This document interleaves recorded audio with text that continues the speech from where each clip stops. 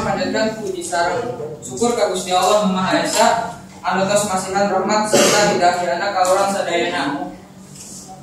Ku kituna ayeuna urang biasa kumpul di tempat ieu.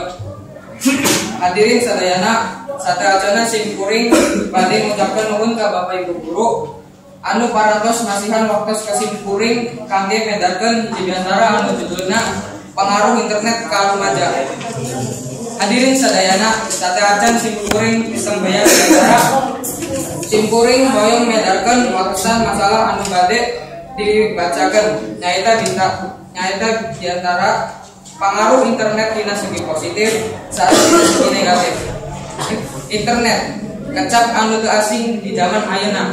Internet biasa diakses di mana wae, cukup modal HP anu ngabogaan koneksi internet atawa cukup ku ngamodal duit sabaraha ribu perak.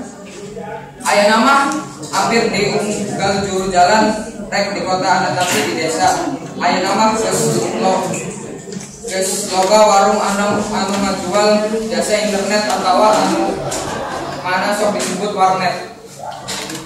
Seueur ilmu anu aya di internet nu biasa ku urang dicokot sagala informasi naon wae anu aya di internet.